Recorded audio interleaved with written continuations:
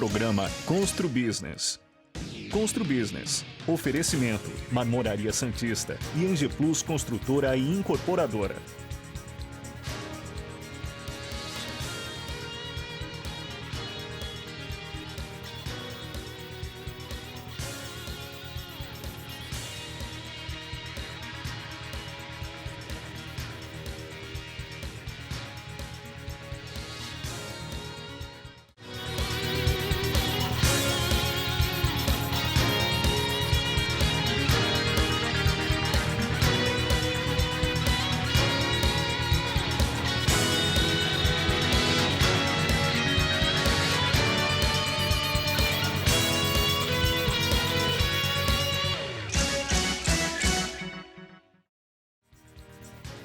Olá, este é o programa Constru Business e eu sou Roberto Barroso Filho. É uma grande satisfação contar com a sua audiência. No programa de hoje, vamos falar um pouquinho sobre segurança em residências e condomínios. Nossos convidados são Sérgio Delbel Júnior, secretário municipal de Segurança de Santos, e o Major da PM Terra, comandante do 6º Batalhão da Polícia Militar do Interior. Desde já quero agradecer a presença dos dois. Delbel, hoje em dia muitas pessoas têm medo de morar em casas. Antever situações adversas ou de risco é a melhor maneira para promover a segurança? Bom, meus cumprimentos a quem nos assiste, obrigado pelo convite, Barroso, meus cumprimentos ao Major Terra, comandante do 6º Batalhão da Polícia Militar, batalhão tradicionalíssimo aqui da nossa região e do Estado. Em relação à sua pergunta, Barroso, é um pouco complexo de responder de forma bastante sintética. Eu moro em casa, né? E eu fico absolutamente tranquilo. As pessoas às vezes têm uma impressão de o fato da casa já estar à beira da calçada, mais acessível do que um apartamento, ela se torna mais vulnerável. Isso tem os prós e os contras, né? Existem estudos, inclusive, que comprovam, isso não só no Brasil, mas no exterior também, estudos científicos, que comprovam que quanto mais você levantar muros, quanto mais obstáculos você colocar, de maneira que as pessoas que estão na rua não vejam o que está acontecendo no quintal da casa, na entrada da casa, isso torna o imóvel mais inseguro. Onde eu moro, por exemplo, de manhã cedinho eu estou passeando com meus cachorros. Eu vejo que tem muitas casas praticamente sem muro, ou o muro é da altura de uma criança e nunca tiveram nenhum tipo de problema. Mas para não deixar a sua pergunta sem resposta, o mais importante é que a vizinhança participe, ajude a polícia, eu tenho certeza que o Major Terra vai falar com muito mais propriedade do que eu, ajude na vigilância do seu local de moradia, sem paranoia, sem aquela expectativa absurda de que alguma coisa vai acontecer, mas que anteveja alguns tipos de movimentação estranha e de imediato tomem as providências que o Major Terra vai elencar para vocês.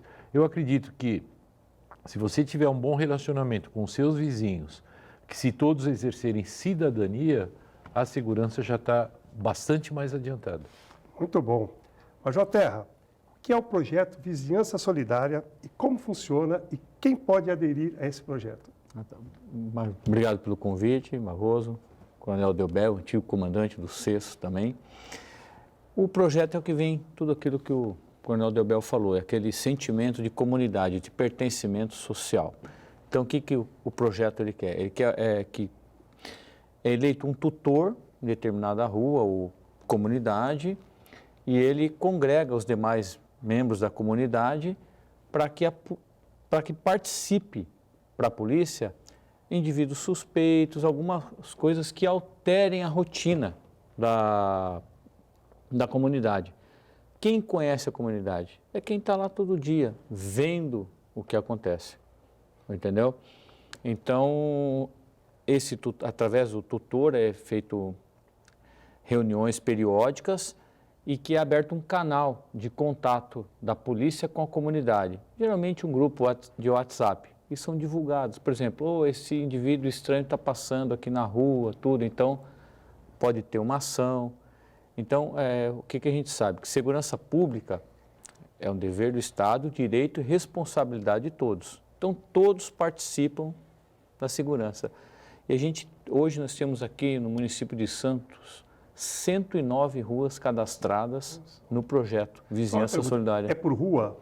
por rua, por quarteirão, aí a gente vê a melhor forma do pessoal participar. Por exemplo, tem algumas escolas, a gente conversou também, que estava tendo alguns problemas na saída de algumas escolas, então, geralmente síndicos de condomínios participam também do projeto, porque ele está lá todo dia, ele conhece o condomínio, ele conhece o que passa ali, então, é um contato mais rápido com a polícia. Tenho várias perguntas. Vamos lá. Isso tem um custo? Primeiro, tem um custo. E segundo, quem dá esse treinamento para o os membros próprio dessa comandante de companhia. São, o que eu falei, o 6º Batalhão é dividido em 5 companhias e cada comandante de companhia, ele que dá o treinamento, ele que elege o tutor, ele que monta toda a estrutura e periodicamente ele dá o treinamento. Ele conversa, eles se reúnem, ele vai dando o direcionamento de como vão passar. E geralmente eles utilizam a ferramenta do WhatsApp para se comunicar. Custo? Nenhum. Vamos supor que a minha rua queira participar desse programa, vamos dizer assim. Como é que eu faço? Procura o comandante de companhia, fala que tem interesse de participar, ele vai verificar se a pessoa pode ser o tutor daquela rua, né? O custo que tem é uma plaquinha que eles põem, uma faixa que tem lá, esta rua participa do programa Vigilança Solidária. Acho que alguns dos senhores já viram algumas plaquinhas, algumas faixas aqui, né? E assim, aí eleito o tutor, os participantes, vai se desenvolvendo, vai postando O ideal projeto. seria que todos participassem, Sim. mas se a grande maioria participar, já resolve, né? Sim, nós tivemos um caso aqui que um indivíduo estava efetuando alguns pequenos roubos aqui, o próprio pessoal do grupo divulgou a foto dele, tudo, e passou alguns dias ele foi preso. Então, assim, todo mundo participando, a informação chega com mais celeridade, a polícia ela consegue fazer um bom trabalho. Olha, informação para telespectadores. Delbel, a prefeitura tem algum envolvimento nesse projeto? Ela participa, por meio da Guarda Municipal, de alguns desses grupos. E ela também tem um próprio, sem essa abrangência ainda, mas que congrega CDL do Gonzaga e outras CDL do Centro e outras entidades, que isso proporciona, como o Major Terra falou, uma rapidez e uma riqueza de informação muito grande. O maior insumo que os órgãos de segurança têm é justamente a informação. A polícia não consegue estar em todos os lugares ao mesmo tempo. E a população está. E ninguém melhor do que a própria população para conhecer o movimento da sua rua, do seu comércio. Então, só para reforçar o que já foi dito, uma pessoa suspeita, um veículo que está parado há algum tempo, que você não está acostumado a visualizar, você põe no grupo do WhatsApp da Vizinhança Solidária e automaticamente já existe um policial militar atento a isso, que já dispara uma averiguação se for o caso. Então é uma forma muito limpa, muito rápida, barata, né, sem custo, aliás, de uma pronta resposta dos órgãos policiais. Ótimo, muito bom. Santos está hoje dotado de uma série de câmeras espalhadas pela cidade inteira, pelas vias inteiras. Há alguma previsão do aumento dessas câmeras a médio prazo? E como funciona a central que monitora essas câmeras? Nós começamos com 170, 180 câmeras na nossa cidade. Ao longo desses últimos anos, nós atingimos 1.200 câmeras. As imagens, elas convergem para uma central de monitoramento. Algumas dessas câmeras são dotadas de sistemas de inteligência, ou seja, você não precisa estar com a câmera sequer ligada o tempo inteiro num determinado local. Vamos dizer que aqui no estúdio, da meia-noite às 2 da manhã, você não quer que ninguém entre aqui. Você deixa a câmera programada com inteligência de um software, de maneira que se houver uma intrusão nesse horário, ela automaticamente passa a gravar a imagem e já dispara um alarme para a nossa central de monitoramento. E aí a viatura mais próxima é deslocada. Então nós tivemos um avanço bastante grande. Nós temos várias ocorrências exitosas que a gente consegue ajudar a Polícia Militar, a Polícia Civil. Quando nós não conseguimos inibir o flagrante, essas imagens muitas vezes são aproveitadas pela Polícia Civil para investigação, pelo Ministério Público e também pela Justiça. O último exemplo foi na semana passada, que rodou muito as redes sociais, uma ocorrência em que o carro branco fez roubos na sequência, né? E tudo isso, o monitoramento acompanhando. E o monitoramento tem um policial militar em contato com as viaturas. E ele foi passando os locais de deslocamento e a Polícia Militar conseguiu abordar esse veículo, prender os marginais e recuperar e devolver os pertences às vítimas, né? E logo, logo a gente vai ter também um presente para a cidade, que é o nosso Centro de Controle Operacional, que eu falo daqui a pouco. Isso aí. Vamos para o nosso intervalo, voltamos daqui a pouco.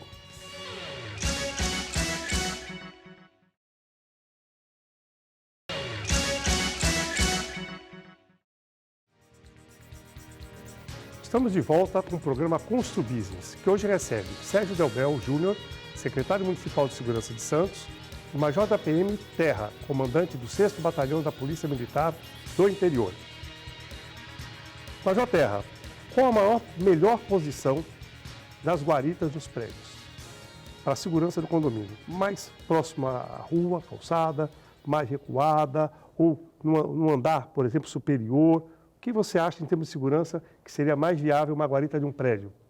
Eu acho que assim, hoje tem até engenharia que trata principalmente da área de segurança dos demais, né? Então, e como uma ação delituosa nos prédios, nos condomínios hoje, verticais principalmente, é um fato mais raro, a gente teve alguns momentos aí que tinha até quadrilhas especializadas que atuavam, tudo. Eu acredito que a guarita ela tem que estar visível para oferecer maior segurança.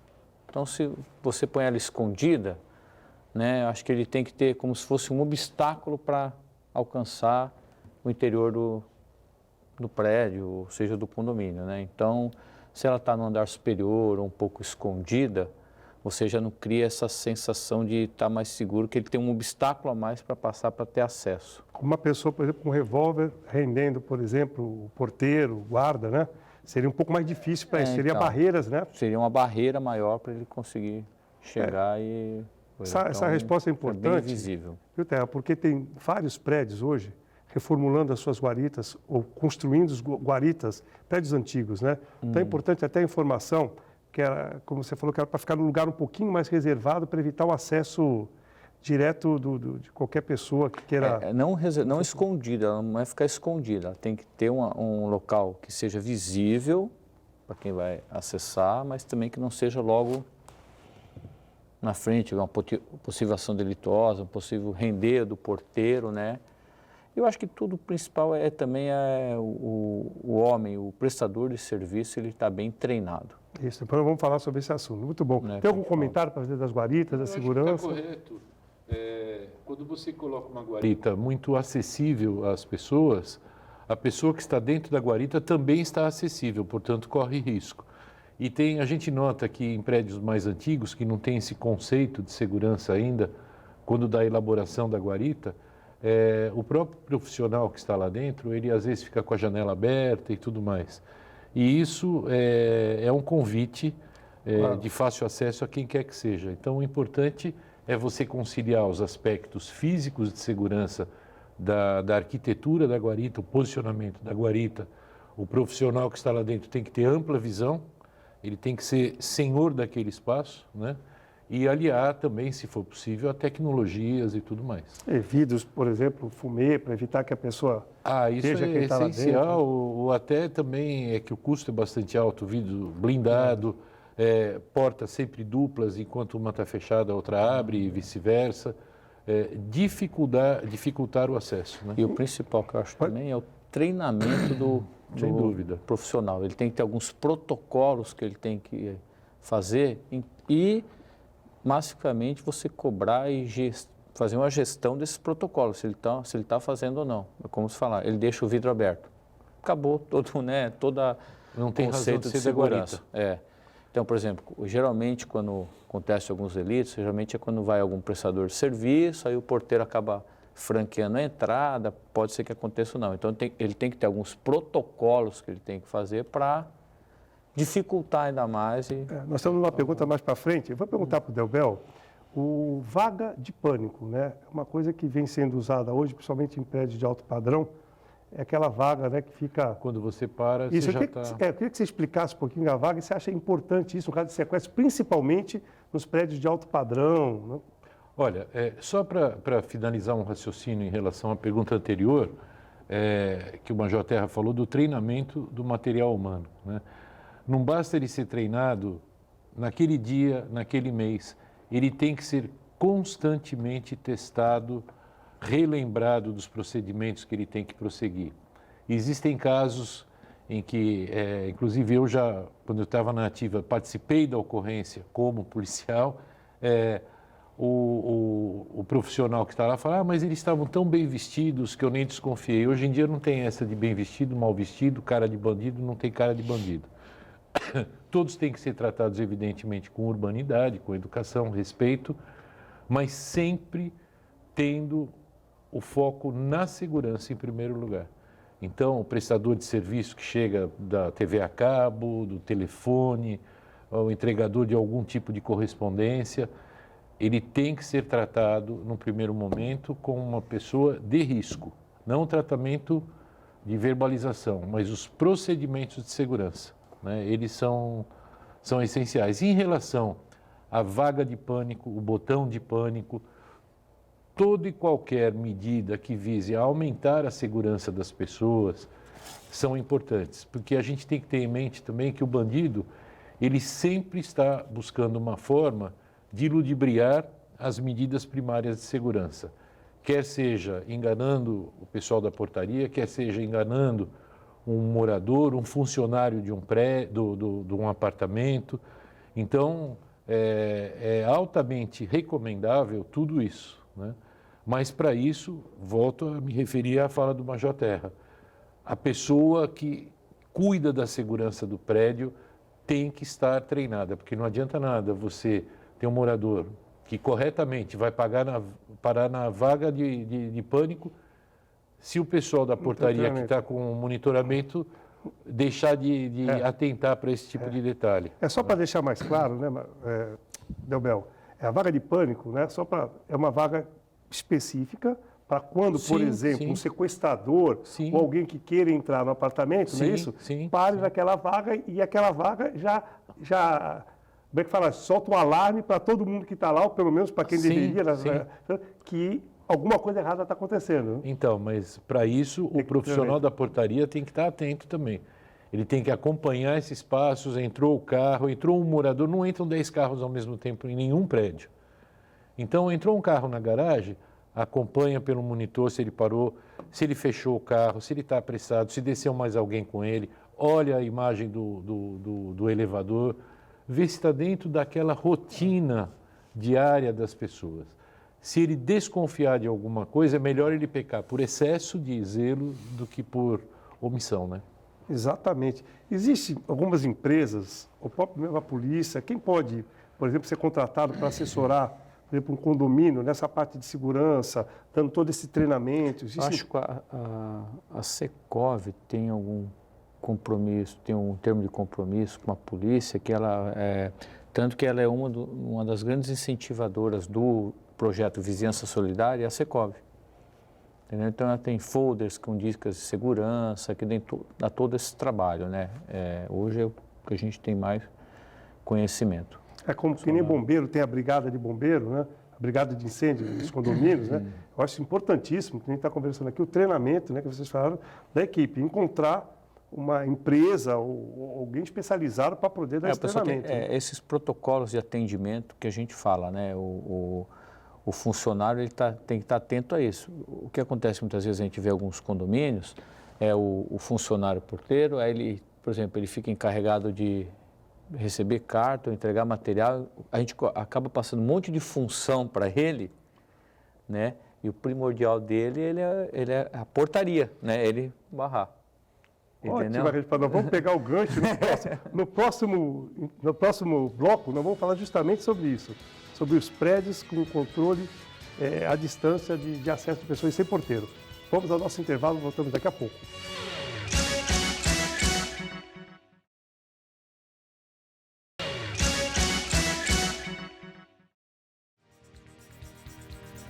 Estamos de volta para o último bloco do programa Constru Business. Além das vinculações do programa na grade da TV Santa Cecília, você também pode nos acompanhar pelo Instagram, Facebook ou YouTube. Basta apenas digitar Constru Business TV. Delbel, muitos condomínios vêm adotando o sistema de portaria eletrônica à distância. Quais as vantagens? Logicamente o custo, mas vamos focar principalmente nas desvantagens desse sistema, já que no bloco anterior nós comentamos tanto da importância do treinamento, de quem está conduzindo. Agora você imagina um prédio sem o porteiro. Olha, é uma pergunta interessante a sua. Evidentemente que a portaria eletrônica à distância, né, conforme o próprio nome está dizendo, ela é comandada por uma empresa que não está no seu prédio, está longe do seu prédio, e ele está visualizando, ele está ouvindo aquele ambiente, e se precisar falar com algum morador, da mesma forma ele vai proceder. Então você não tem a despesa com o funcionário.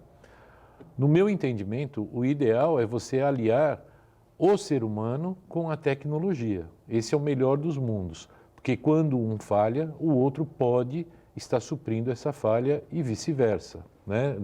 Dos lados trocados. Então, em termos de segurança, quer seja numa companhia aérea, quer seja numa companhia marítima, quer seja em alguns procedimentos da própria polícia, a duplicidade, a redundância, ela é muito bem-vinda, porque você tem uma garantia maior de diminuir a possibilidade de erro daquele procedimento. Então, havendo possibilidade de conciliar ambos, aí o custo sobe, mas a segurança aumenta também. Eu confesso para vocês, eu nunca utilizei um serviço de portaria à distância. Eu não sei se eu me sentiria confortável de só falar com um microfone e olhar para uma câmera. Eu não sei se isso, como morador, eu não sei se isso me passaria uma segurança maior ou menor. O ideal, na minha opinião, é que haja tecnologia e o elemento humano. Parece que isso vem sendo utilizado nesses prédios, um apartamento por andar, que os condomínios estão R$ 3.500, R$ 4.000. Então, estão usando isso como artifício para baratear o custo do condomínio. Mas eu acho que, aliado a isso também, eles fazem eles cercam o prédio com câmera, tem alguns sistemas de segurança para tentar compensar a falta do porteiro. Mas o material humano é fundamental, né? Olha, só para completar em relação ao que você acabou de falar, o cara que tem mais segurança no mundo é o presidente dos Estados Unidos. Ele tem uma segurança no espaço aéreo, em solo, no entorno dele, num perímetro um pouco maior, e mesmo assim a gente sabe que ao longo da história americana, infelizmente o que já houve com alguns presidentes e com outras autoridades também. Então, muitas vezes a gente investe tudo que a gente pode só na tecnologia e esquece de complementar com o elemento humano. Então eu repito, você pode pôr câmera, você pode pôr alarme, uma série de coisas. Sempre vai ter alguém que vai ser capaz de burlar algum tipo de vigilância, claro que a possibilidade é menor, né? Mas sempre vai existir alguém que possa burlar todo esse aparato eletrônico de segurança e cometer um delito. E tendo o elemento humano, às vezes, lá o funcionário ele vai estar passando pelo local, ele vai perceber um barulho e ele vai cobrir a falha de todo esse sistema de segurança e vai ligar para o 190. Até mesmo com câmera no elevador, etc. Exatamente. É interessante isso aí, eu acho que é um combo dos dois, né? O material humano e tecnologia. Hoje tem empresas que elas fazem gestão até do funcionário que está lá. Então, por exemplo, tem empresa que manda foto por exemplo, do funcionário dormindo. Ela fiscaliza para o próprio condomínio. Empresas paralelas, lógico. Né? Isso aí, claro. Então, é o que eu falo, é os dois casos. É ver se ele está atendendo os protocolos. Quando chega a encomenda, ele faz o protocolo que é definido certinho, entendeu? Então, o que o coronel falou, realmente, os dois, o alinhamento dos dois Legal. É o ideal para, em termos de segurança, você tem uma resposta muito melhor. Né?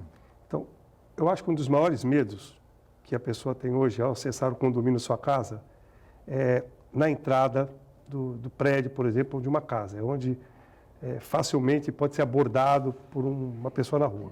Então, tem duas perguntas. Primeiro, qual procedimento que qualquer pessoa deve ter se sentir que tem alguma pessoa suspeita na redondeza ou que vem rondando aquela redondeza antes de entrar no seu apartamento ou sua casa? A gente assim, viu o indivíduo suspeito.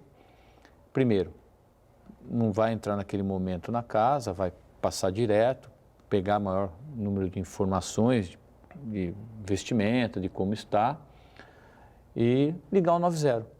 Passar que tem um indivíduo suspeito, que não é no conhecimento na rua, lá, que nunca viram na rua, tudo, para acionamento de uma viatura para possível abordagem, para verificação, né? É um dos casos que tem maior sucesso no projeto, até no Vizinhança Solidária, que é a rede de informações daquele grupo, eles monitoram a própria rua, vê se tem alguém suspeito que está andando na rua, que não está, entendeu? Então, isso outra coisa, a velocidade do portão, da abertura do portão, também é importante, porque antigamente tinha uns portões lentos, e hoje nós temos portões que abrem com 3, 4 segundos, eles já estão abertos, facilita a entrada. A pessoa tem que estar atenta, ela está chegando em casa, o portão está abrindo, por exemplo, a hora que ele está entrando na rua, o portão está abrindo, vê uma moto suspeita. O que ele passa direto, dá mais uma volta no quarteirão, né? Aquela segurança própria de cada um, naquele momento. Ou pelo menos pode falar com o porteiro da guarita, pede que tem guarita, olha, se essa pessoa está ali, para o carro na guarita, né? Sim. Iluminação na frente da entrada da garagem, do prédio, tem que ter uma boa iluminação. Isso. São cuidados interessantes. Cuidados que... Delbel, tem em São Paulo, principalmente em Santos, alguns prédios também que tem barreiras na entrada. Você comentou, parece, no comecinho do programa, os 2 portões, um que você entra, até para carro tem em São Paulo, Santos eu não vi ainda, um portão que você tem acesso à guarita e o outro portão você tem acesso ao prédio. Esse portão, ele abre, esse está fechado e esse, quando fecha, esse pode ser aberto. Sim. Você acha isso importante, que todos os prédios deveriam adotar? É mais um sistema de segurança? Acho importante, principalmente para os novos prédios, já serem dotados desse sistema? Eu acho essencial esse tipo de garantia. Já é um obstáculo a mais. São 2 portas. A pessoa, primeiro, antes de acessar a primeira porta, ela fala por interfone com a guarita, se identifica, dá tempo suficiente para a pessoa da guarita manter contato com o morador e, se for o caso, abrir essa primeira porta. E a outra porta está fechada. Aí, quando a pessoa fecha essa primeira porta, existe uma nova entrevista para, então, aí a pessoa abrir a segunda porta e franquear a entrada ao prédio. Ou essa pessoa que está acessando ao prédio aguarda alguém do apartamento descer para pegar o pacote, alguma coisa assim, sem que haja necessidade de abrir a segunda porta. Então, claro que é uma garantia a mais. Ótimo, muito obrigado. Infelizmente, estamos chegando ao final do nosso programa. Hoje foi muito rápido. Nós voltaremos na próxima semana. Muito obrigado pela presença dos meus convidados. Muito obrigado pela audiência. Até a próxima semana.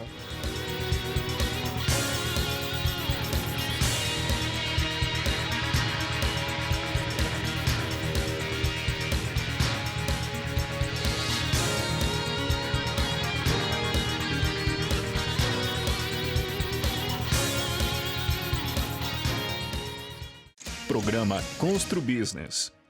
Constru Business. Oferecimento: Marmoraria Santista e Angeplus Construtora e Incorporadora.